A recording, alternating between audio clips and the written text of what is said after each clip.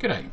What I'm going to be doing today is demonstrating to you how to do some push starts for track sprint cycling, also for endurance cycling and anything else, usually around a velodrome, but primarily based around giving riders a push start or a hold. There's a couple of really important things we need to be aware of before we actually do the start, and one of them is we need to discuss with the riders in question, and if they're under 18, also with their parents, if they're comfortable with the technique that I'm going to be showing you guys a little bit later. It does involve putting your hand between a rider's legs and also on their backside, or at least that's the most efficient way to do it. So we need to be pretty careful that the riders and their parents, if they're young, are comfortable with the notion of that occurring. You also need to have working with children passes and all those sorts of relevant things before you should be doing this particular start technique. Another thing to be really careful of is, and I'll be demonstrating this later when I actually do the starts for you, and I'll show you in the video, is when you hang on to a rider by the saddle, you need to be really careful that you hold them like this rather than like that. If you have your hands down like this when you're holding under a rider's saddle, or both hands like this, you're much less likely to accidentally, and it will be an accident and it can happen, is have your fingers go up between cutouts in a saddle and grab hold of a rider in a particularly personal area, which you'd really prefer not to do. So just make sure that when you grab hold of the rider under the saddle, hold them like this or like that, rather than like this, because if you do grab hold of a rider like that, sooner or later you're going to get a little bit embarrassed if you're lucky. Anyway, I'm going to go to the velodrome now, and we'll be showing you the techniques that I use to push start riders anywhere from 45 kilogram little kids all the way through to 120 kilogram plus master sprinters who do take a little bit of good technique in order not to drop.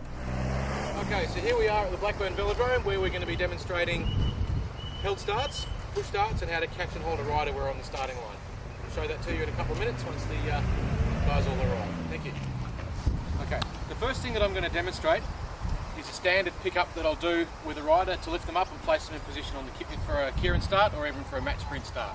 What I'm going to do is, as the rider rolls up to the line, I'm going to place my left hand on the head tube of the bicycle, and then I'm going to step around behind and I'm going to grab behind the saddle, so I've got the rider in this position. Okay? At that point, the rider's really stable and they're going to be leaning against me, so they're not going to fall down off the track. By placing my hand on the head tube instead of the handlebar, the rider is a lot more secure and a lot safer. So I'm going to demonstrate that now.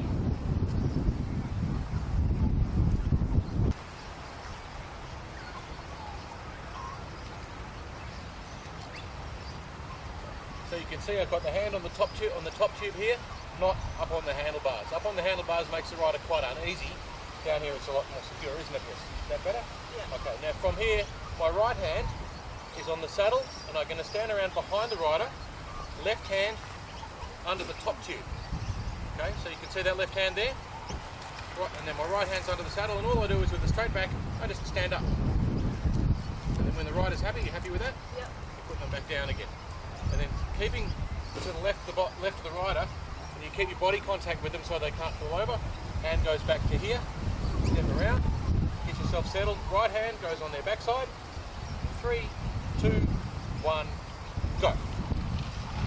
Okay, so what I'm going to demonstrate here is just where I put my left hand so that you can see where you grab hold of the bicycle.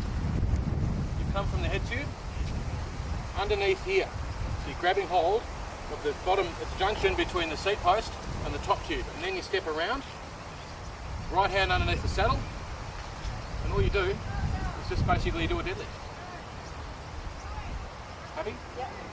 And then you put them back down again, step around, keep contact here so they're not nervous. If at this point, if I was to let go, I've still got the rider. She's very stable, she's not going to fall anywhere. Back to the front, and on the backside, 3, 2, 1, go. Okay, what I'm going to demonstrate this time is a slightly different push. This time, instead of having your hand on the backside, I'm going to put my hand on the seat post. It's not as stable a grip, but sometimes you need to do that. Some riders aren't comfortable with you having your hand on their bum, and that's fair enough. So you can grab hold of the seat post instead. It's not as stable, but it does work. So that's what I'm going to demonstrate this time. Everything else is exactly the same.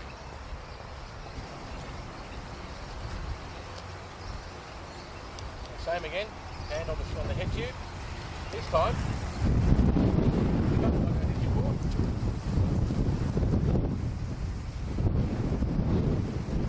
back in this position, and I'm going to grab hold of the bike by the seat post instead of putting my hand on her backside. Not as efficient, but it does work. And if the rider's uncomfortable with you grabbing them on the bum, then that's a better way to do it. You ready? 3, 2, 1, go. This time around, what I'm going to demonstrate is essentially the same thing, except without a push. This is a team sprint start or a team pursuit start, where you stand behind the rider and with both hands under the saddle supporting them like this. One thing you've got to be particularly aware of, not so much with Brit because she doesn't have one, but a lot of riders at elite level will have SRMs underneath their saddle, and you've got to be careful you don't get your fingers tangled up in there. Additionally, make sure you're holding onto the rider like this. When you grab the saddle, you grab the saddle like that and not with your fingers up. Otherwise you may run your fingers up through a cutout in the saddle, and again that's a bit of an embarrassing situation you'd prefer to avoid. So hands like this, and I'll demonstrate that for you now.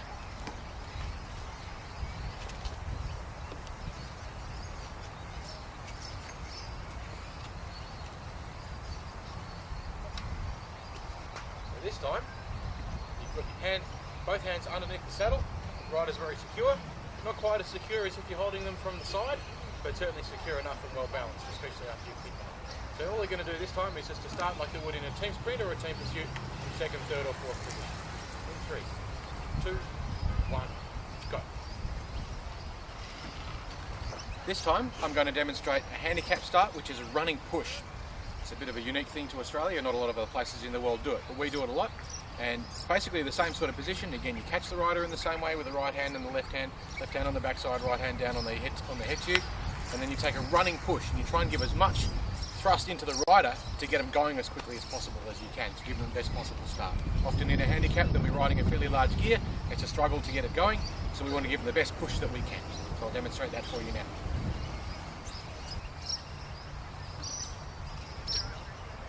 If you notice just there, that she fell a little bit, because I was here, it wasn't a problem. She was resting on my weight and quite well supported and well balanced.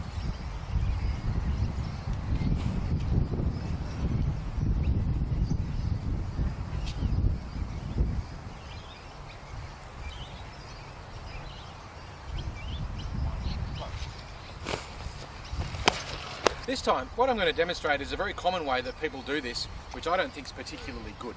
A lot of times when people go to lift up, an inexperienced handler will go to lift up a rider on the start line, instead of having the left hand on the top tube and the right hand underneath to provide that stability, often they'll go behind the bike and try and lift like this.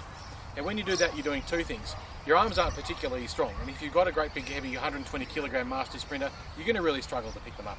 The other part about picking them up like this is it's quite unstable, and the bike rider will wobble a lot more and feel a lot less comfortable because you don't have that hand providing the stability. So I'm going to demonstrate that, and you'll see how unstable it can be.